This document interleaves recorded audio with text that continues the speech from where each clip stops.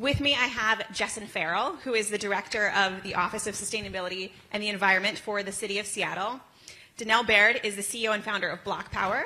And then Kara Brooks is the Senior Associate Director of Sustainability for the American Hospital Association. So, Jessin, I want to start with you because we're in Seattle, right? So lay the groundwork for us. As you think about Seattle in particular, what challenges are buildings up against? What challenges are organizations like Providence dealing with as they try to decarbonize their buildings and their operations? Okay, great. Well, good morning, everyone. Thank you so much for filling the room. This is amazing. We love that. Welcome to Seattle. How many people traveled from other places to get here? Okay, amazing. Welcome. It's so wonderful to see all of you. And thank you to Providence for hosting this event and for being such a great partner to the City of Seattle as we're really trying to do complicated, hard things that are so important around decarbonization. So I direct the Office of Sustainability and Environment, and we are driving climate policy across a whole set of sectors. And of course, buildings are deeply important as we are trying to get to a place where we have decarbonized the city and created safe, cool places for people to be. Some of you may not know this, but this is a city that does not have a lot of air conditioning in residences. Certainly in our commercial buildings, that's not necessarily the case. But you know, one of the key parts of the lay of the land is that this is an increasingly warm place in the summer, and for the safety of people who work and play and live in buildings, decarbonization is not just important on the climate side, but actually just for health and safety and being able to have a nice place to be when it's so hot out. So buildings are about 40% of emissions in the city of Seattle, so it's a big area of initiative for us to be able to decarbonize. And we are really excited and proud that this past December, Mayor Harrell signed into law Building Emissions Performance Standard, fondly known as BEPS, so that's what I'll be calling it today. And the idea is that we are going to work with the 4,000 largest buildings in the city, over 20,000 square feet and above, to decarbonize to net zero by 2050.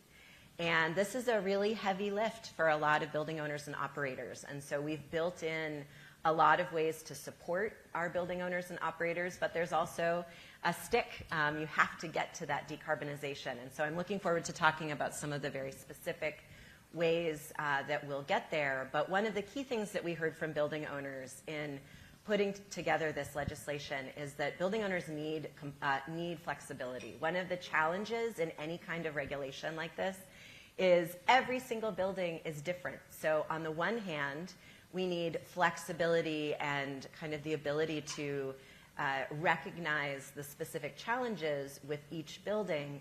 But at the same time, we need predictability. We need a very kind of predictable regulatory environment and standardization. So really trying to thread that needle was one of the things that was a challenge, and I think we got there for the most part with this legislation.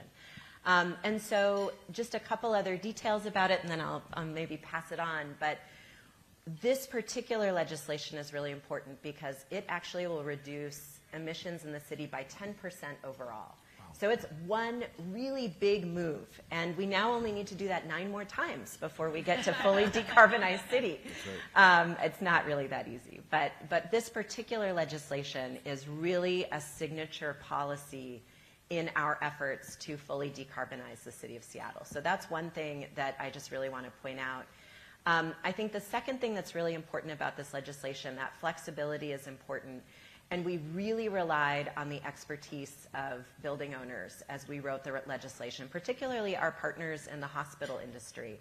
There were several very specific things that we put in to accommodate the very specific things that hospitals have in a very unique operating environment. And so really having this deep, strong relationship with our building owners and operators in the city was one of the reasons we were able to pull together something that was relatively complicated and relatively hard to do. And so final thing I'll say is that you know, Seattle, like everywhere else in the United States, is deeply polarized on a whole host of issues.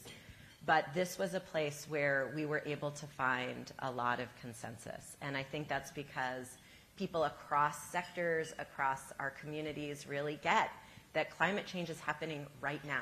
I mean, you all get to be in Seattle in the middle of what is a heat wave for us. For some of you, maybe coming from Florida or Southern California, this isn't the same, but for us, this is really warm, and it just really kind of brings to bear how immediate and current the crisis is. So we're really excited about implementing this policy, and I'm looking forward to digging in with my fellow panelists. Donnel, I think a good amount of people here said that they traveled in from somewhere else that isn't Seattle. Can you give us a sense of how Seattle ranks in terms of other cities and some of the places that you all are working at BlocPower in terms of decarbonization of buildings? Is this an easier place to do that, or are there different challenges that you face somewhere like New York, where you live? Well, it's never easy to take any city to net zero, and it will be super important that the first 3 or 4 or 5 American cities to go to net zero, share all their learnings and best practices down to the building by building mechanical and electrical engineering analysis, the construction analysis, the energy data. We have spent about 6 or 7 years working with the national laboratories of the U.S. Department of Energy. If you saw Oppenheimer, they invented the atomic bomb. Now some of them are researching renewable energy deployment at scale and how to take buildings to net zero, with less of a focus on nuclear than you might think. And we've been working with them in the EPA to build digital twins of all 125 million buildings in America. And so you can type in a building's address and get a plan and a feasibility score for how to take that individual building to net zero, how to finance it, how to construct it, what the emissions reduction and health impact would be. And you can do that at building scale, neighborhood scale, or city scale, or state scale, right? So in effect, we've been able to build this AI model that can tell us how to take buildings to net zero and decarbonize buildings across the country. And we're now in about 51 cities, many of whom, during the Trump administration, frankly, passed legislation, like Seattle, leading the way, that they want that city to be net zero by 2050 or 2040 or 2030. And so it's almost like this portfolio of approaches at the city level that we're seeing as to how these hundreds of U.S. cities are approaching their net zero goals. And some of them are making lots of progress in an awesome way like Seattle, and some of them are, have heavier lifts than others. And when we did an analysis of the building stock in Seattle, we saw 2 really interesting things. One was that buildings in Seattle, unlike New York, in New York you gotta dig into the ground and you put your fossil fuel equipment for burning oil or gas in the basement, and then you heat up the hot water and make steam and send it through pipes and through vents into radiators or distribution systems in individual apartment buildings or rooms or hospital wings. And then the amount of fossil fuel produced heat or air conditioning or hot water is leaked through the windows and walls and roofs. But all the fossil fuel equipment is in the basement, and it was put in there 50 to 100 years ago during the Spanish flu. It's got lead and mold and asbestos. Literally, right? That's when a lot of the stuff was installed. And so in order to fix it and decarbonize it, there's these incredibly high costs of sending engineers into the basement. And you need different kinds of engineers. You need a hazardous material engineer, and you need a mechanical engineer, and an electrical engineer in the basement to figure out how to rip out the fossil fuel equipment and replace it with all electric equipment. But in Seattle, many of the buildings are not built that way because of the geography. Buildings in Seattle, you don't go really far down into the ground and put the fossil fuel equipment underground. It's actually above ground. It's easier to access. You can actually use satellite data to understand what's going on. And so it's actually easier on a building-by-building basis to diagnose and figure out how to take buildings in Seattle to net zero. Easy to diagnose, potentially hard to actually do it. The other thing is Seattle has such a huge reliance on hydroelectric power.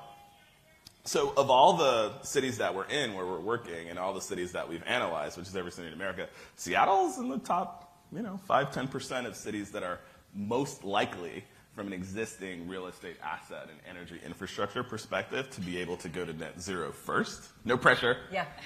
We love some pressure. We love to see first. Some pressure. But Seattle really has an opportunity to kind of lead the world and lead the country in achieving its net zero goals, and open sourcing and sharing all of the learnings and data about how thousands of other cities around the world can also get to net zero. And Kara, a great example of that is the work that you've done with Providence that Allie mentioned. So tell us a little bit more about what she alluded to. So we went about this study, and when we were looking at, we wanted to look at a hospital and understand what it would actually take to electrify that hospital and decarbonize, and hopefully get to carbon neutrality with that. We actually chose a hospital that was in this area. It's right down the road in Olympia, and it's St. Peter's Hospital. And one of the reasons we chose that is, as Donnel said, we have, this is a mild climate. And so we wanted to understand that if we could do this in a mild climate, what would that look like? Interestingly enough, Providence is a little ahead of the game because they've really addressed a lot of the carbon-intensive systems that are already in their hospitals. So in this particular study, we were looking at what it was going to take to electrify the heating plant and the thermal load. It was a very interesting study. We kind of went through different renditions of and phases of what it would take. Looked at everything from just changing out to another electric boiler, which is not an ideal situation, especially for electrical infrastructure.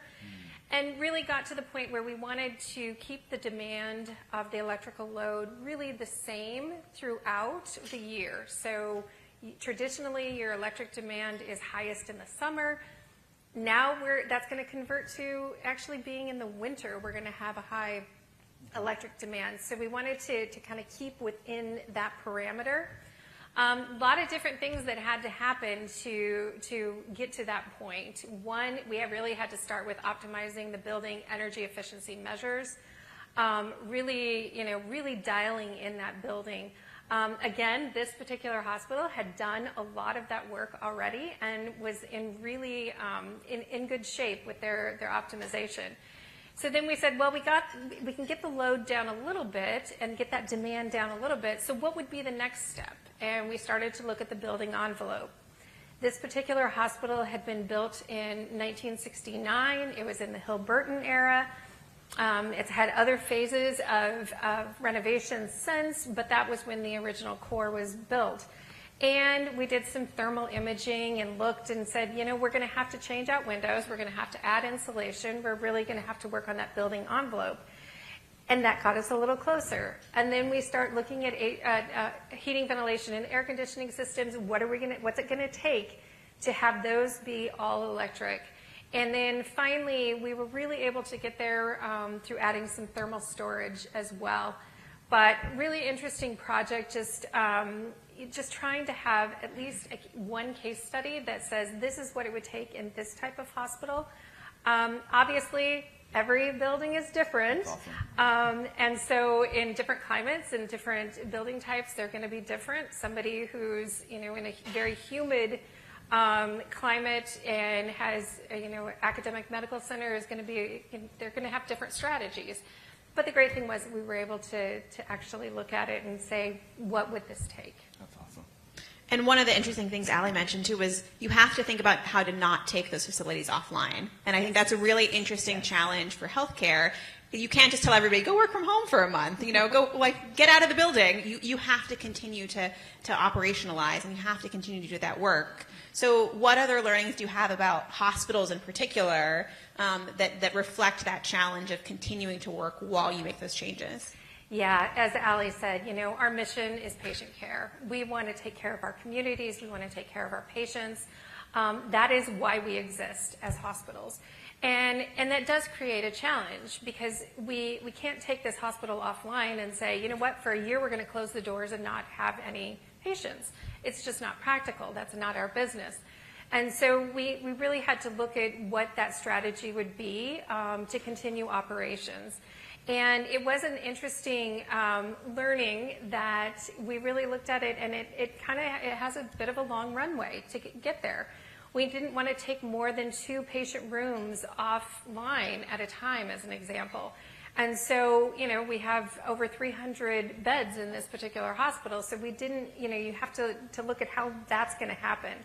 Another thing we had to look at is with mechanical systems, when you're changing things, you have to look at what is your are the outside temperatures at certain points. And you can't change systems that are going to be, cause discomfort for patients. So those were some definite challenges that we had to keep in mind. What we really learned is that in this particular hospital, it would take between 10 and 15 years to get all the way through changing out the heating plant. So it's definitely a long runway. I think a good takeaway is that the planning has to start early, especially when you're setting goals, but you need to keep that long time frame in mind as you're also setting those goals. So really fun project to be a part of. Donnel, when you think about a long timeline like that, how do you balance the need for something that might take time with the fact that this technology is changing very quickly? And what's happening in 10 or 15 years might not be what's happening now. And that we're all going to be burned alive in 10 or 15 years unless we get it right. Sorry. It's a dark time for our nation. Anyway, so I think that, some of the challenges that you're talking about, we also run into. We started out our company to focus on greening low and moderate income communities. And similarly, in a public housing complex, you have, poor people or, senior citizens who have like a diabetes machine or life-saving equipment in their home, and they can't move, like even if there's a blackout or, like in California, where we're having these constant blackouts due to wildfires, there's a concern. There's over 1 million folks in California who cannot move during a blackout, and how do you provide them with some level of power so that they don't die? Or during heat waves, how do you keep folks alive in Las Vegas when the temperature gets 110 degrees and there's no air conditioning, right? And, So there's all these life-saving concerns, particularly when you look at low and moderate income communities where they just don't have the resources to be mobile. And so you kind of have to plan the retrofit while operating the building in the way that you've just outlined. We talk about decarbonizing and electrifying buildings as like turning buildings into Teslas. But to be more accurate, it would be like ripping the fossil fuel engine out of an existing vehicle and replacing it with an electric engine while driving. That's true. That's what we're actually doing. We still got to operate. One of the interesting projects that we have with, I think it's with the National Research Labs from the federal government, is new technologies. Like one is called hydronic shell, where in order to fix this, you just kind of build a modular new building facade and design it with architects, and you actually embed the new all-electric heating and air conditioning and hot water equipment in the building shell, and then you just like drive it up to the building and like lay it on top of the building so the building continues to operate inside. And so the Public Housing Authority in Syracuse, New York, where it's like super cold in the winter and like there's lots of seniors who can't move and low-income people, we're actually installing one of these systems there to kind of demonstrate that even in a really rugged environment like Syracuse, how do you keep these complexes operating while trying to get these buildings as close to net zero as possible in real time? And so those kinds of technological innovations on the hardware side can really help. And I will start to look and learn about how some of these technologies could be applied to healthcare facilities, because they have to continue to operate. But there may be some innovations that could be brought to bear. Justin, you mentioned earlier the importance of working with building owners as you're setting policy. How do you think about a situation like what Kara mentioned, where they have certain ways they need to operate? They may only be able to take something off, a small amount of their facilities offline at a time, versus others who may be able to do the whole thing. How do you set a policy that works for everyone? That is a great question, and that was really the key question, I think, at the end of the day. So I'll just start by doing a really quick overview of how the BEPS regulation works, because then we can talk about how we incorporated particularly hospitals' feedback and the really special considerations. So the basic idea is that buildings get to net zero by 2050. There's a pathway A where you hit the compliance timeline starting in 2031, and then over time you're ratcheting down to get to net zero by 2050. So if you are able to hit all the timelines and do everything kind of in a standard way, you are in our A pathway.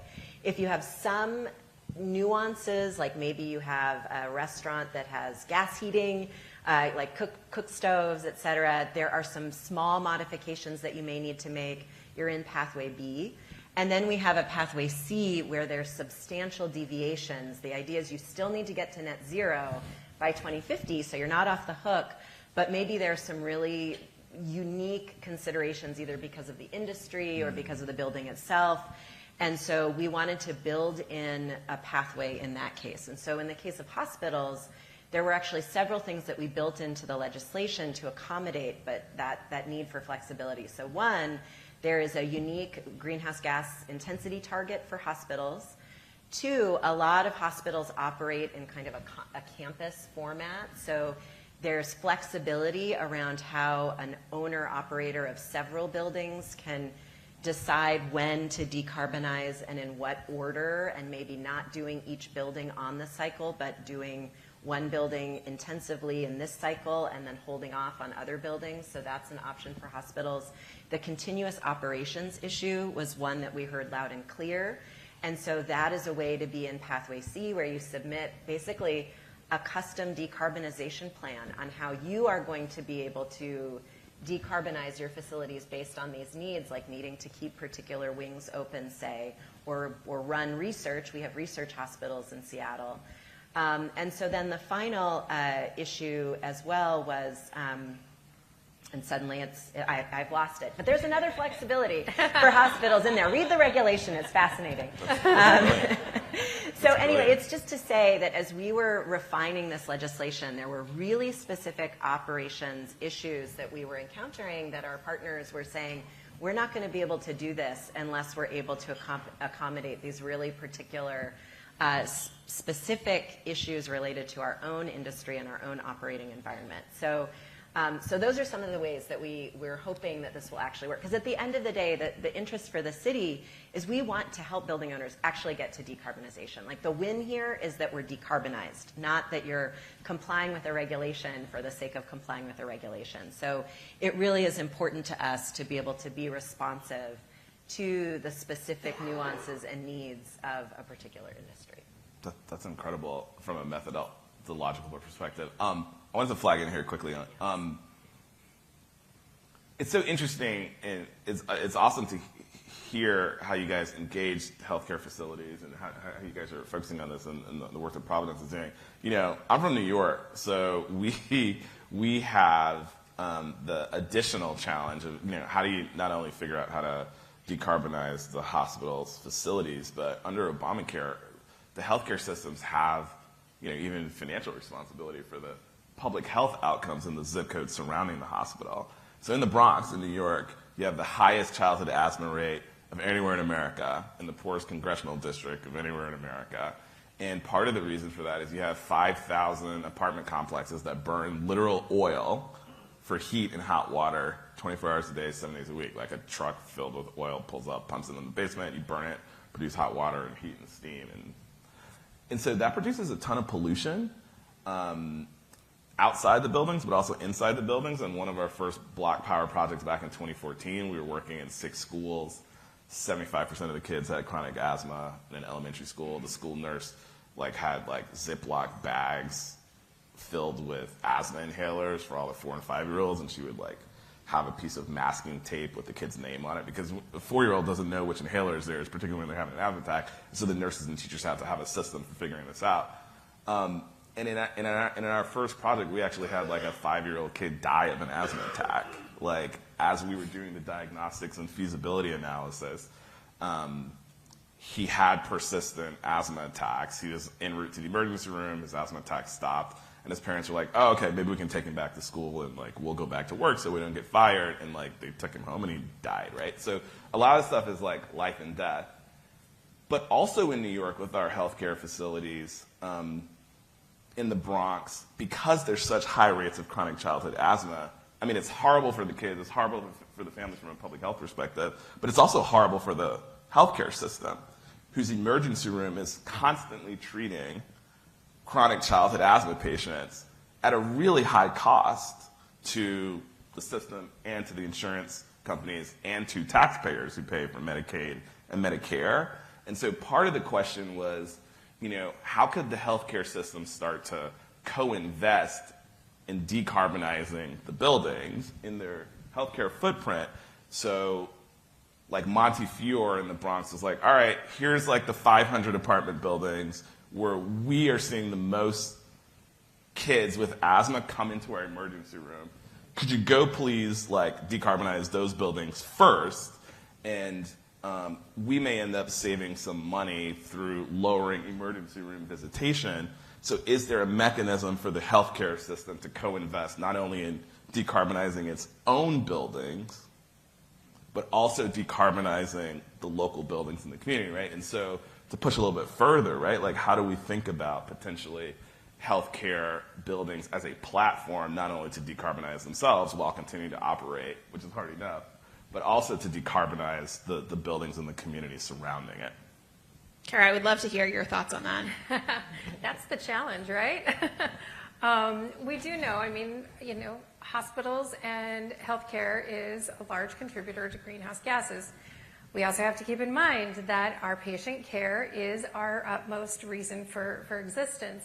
I do think that there are health systems and hospitals around the nation who are doing some of the work that you're talking about. There's examples in Cleveland, there's examples in DC. And so I think that's really important. I think one of the things that I saw from the study that we did was just the collaboration that we were able to do with Providence was super important. I think I look at Providence and they have this philosophy that they're going to share whatever that the work that they've done. And so I think that's super important, especially when we're faced with these challenges. And I was really appreciative of that.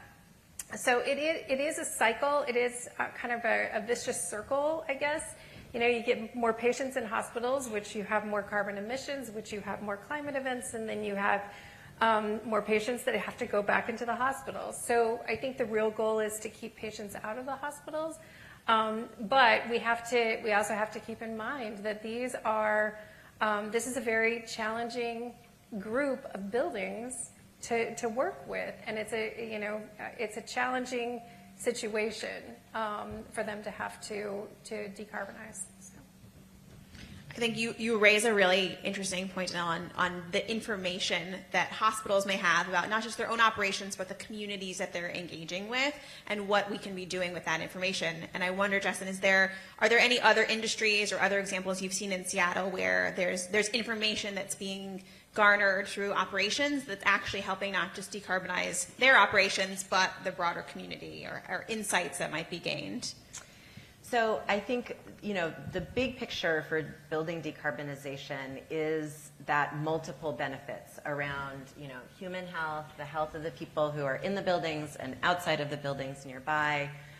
For us in Seattle, there was a really strong workforce component. Labor was a really important partner in getting this legislation passed because it is part of that transition to a green economy, the creation of really good paying jobs. So that was a really important benefit. And then, of course, the benefits broadly of decarbonizing. And so we really kind of started from that multiple benefits for people, and that's why we do this.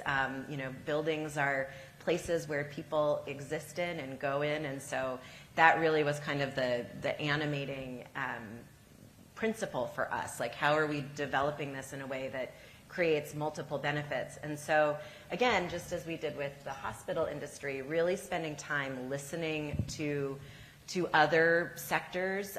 We spent a lot of time working with small restaurants that may be housed in larger buildings that are being regulated. There was a lot of concern around what happens with our operations around, gas cook stoves. People love their gas cook stoves, and we decided that we would create some flexibility for that, in part to give people time to learn more about induction stoves. I was talking to the sustainability director at Microsoft last night. They've been a partner with us in running some pilots around the use of induction stoves, but we wanted to allow particularly small business owners, particularly immigrant-owned businesses, just to have some flexibility and time to take on these potential new investments. And so that was a way that we built in additional flexibility, and we're also being very deliberate, like I said, in running pilots so that we can learn more about how we can support the adoption of what is still a fairly new and can be expensive technology.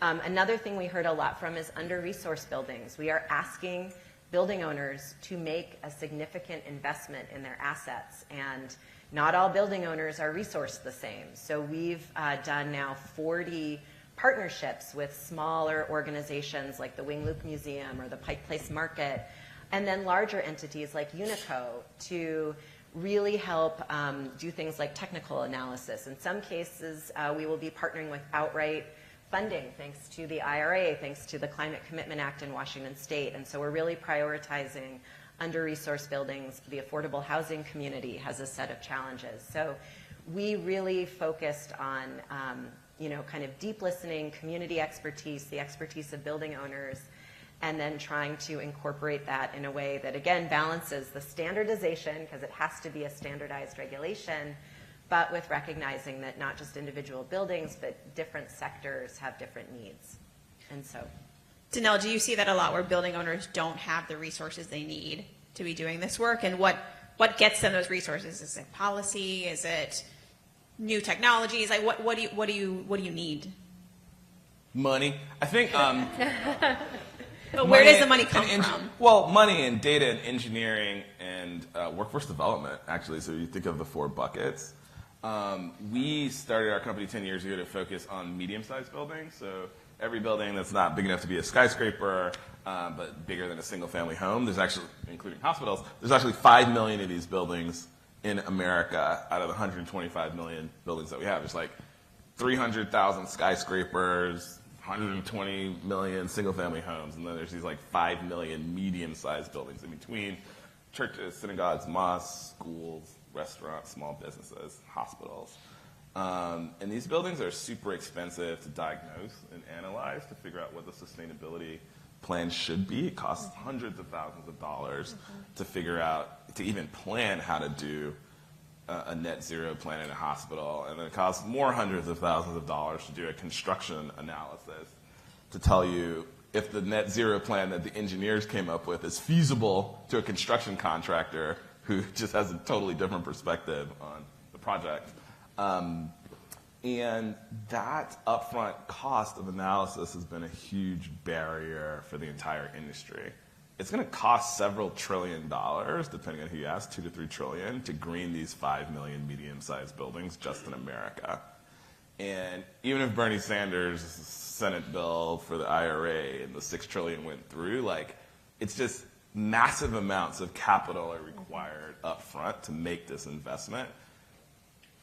In the clean energy transition that we must make, right, we have to do it. So where does the money come from? So we think there's a mix of like Silicon Valley money and data and Wall Street money and data that is necessary to create the capital stack that can be leveraged with federal IRA dollars. And so, you know, we're creating these national green banks with $27 billion from the EPA. I think I'm on the board of one. I am. Coffee's kicking in. So, we're getting $5 billion to create this bank, but we have to leverage that $5 billion 7 to 1 with money from the capital markets in order to scale it and make the investment. But even that is a drop in the bucket against the broader $2 to $3 trillion that we need. So part of the question is, how do you use AI in a useful way? Not just so kids can write their term papers without actually having to write it, and not just to build up a bunch of data centers that, along with cryptocurrency, are going to further exacerbate the cooking of the planet, because now we're building massive data centers without a clean energy power source, and so we're running them off of gas and accelerating emissions across the country. How can you use generative AI and the breakthroughs to actually help reduce the cost of the feasibility analysis of sustainability in buildings? And so most of us have heard of large language models, where you scrape all the data from the internet and create a language model and a chatbot that can tell you what to do next. So what we've been building, and since I'm in Seattle, I should say, with Jeff Bezos' money, he donated a couple $1 million to help us build this model with the Department of Energy. It's a large infrastructure model. So you have a map of all of the infrastructure in the United States, like all the buildings, all the energy infrastructure, all the pipes, all the wires, all the lines, all the permitting data, all the property tax assessment data for all the infrastructure in the country. And how do you get to a point where, like your chatbot for a large language model, you can type in a building's address and the AI is telling you what the sustainability plan should be for that building, what the net zero plan should be for that building through that large infrastructure model, right? And so can you then reduce, 20, 30% of the $2 trillion that we need to make that investment? That said, in terms of action planning, we were talking briefly this morning, like we have this cool project in LA. LA is preparing for the Olympics and World Cup and other sorts of things. And so we're doing a city scale and county scale EV charging infrastructure project for working class and low income folks. A lot of them drive for Uber and Lyft who need to have access to charging at home because they don't live in a single family home. They live in an apartment complex or a low income building. And they need to be able to charge up at night so that they don't have to stop and wait in line at a charger during the day and charge up for 4 hours. That's when they're supposed to be working and making money, right? So you have a problem converting the Uber and Lyft vehicle fleet to an all-electric fleet if you don't have charging infrastructure. And so as an example of the kind of public-private interworking of dollars, so we have like $100 million from a Wall Street bank. We have about $30 million of IRA money or infrastructure bill money that the city and county has allocated. We're going to use the $100 million, buy $50 million worth of chargers and $50 million worth of electric wiring upgrades to support the chargers in apartment complexes across Los Angeles in the parking lots. And then, the other $50 million pays for the workers and the unions to show up and actually do the labor. And if the whole project works and functions, then the tens of millions of dollars of Inflation Reduction Act subsidies show up to pay for the project, right? So we as private sector entities take on the risk using Wall Street capital and Silicon Valley money to pay for the diagnostics. We're not going to persuade the government, hey, we've got this new AI tool, you should give us $50 million. We don't think it's going to work. But we'll take on the risk and come in and do it and install all the chargers and make sure that the drivers can charge up overnight and get it going. And then if it works, then the subsidies come in to repay us to make it a profitable project so that we can then recycle that money and then bring that $100 million up to Seattle and try to duplicate the project here. So that's how we're thinking about it now. But we do need far more capital and data and workforce. We're missing a generation of skilled workers. These are the elements of what's going to be needed to actually get us all to our net zero goals. Kara, we have just 2 more minutes left. So give us a couple of other takeaways. You've worked in sustainability efforts in hospitals for many years. What can other industries learn from hospitals as they think about how they tackle and prepare for the changing climate and how they operationalize sustainability in their operations? Yeah, that's a great question. I think, when we look at our hospitals, they are very unique, but they are the leaders of their communities. They're often the largest employers of the communities. And they're also running on very low margins. And so there are other challenges financially. Since the pandemic, they were running on negative margins until about last year. I think it was Q3 of last year, they finally broke even. So it's, just thinking about, what it's going to take is there's a lot to consider there in terms of the financial impacts. I think that we are seeing a movement that more hospitals are wanting to do this type of work. We encourage them if they want to, and we have tools and resources available to help them on their journey. I think we need to keep in mind that this is a long journey, and there's a very long runway to get there. We want to get there, but it's going to take a little while, and it's going to take a lot of good planning. So I think that we have leaders, we have systems like Providence Health that are really leading the way. They're sharing their knowledge, they're sharing their own learnings and case studies, which is what we get to do. And I think just learning from each other is one of the biggest pieces of this, and working together. Amazing. Well, thank you so much for letting us learn from the three of you this morning. Please join me in giving them a round of applause.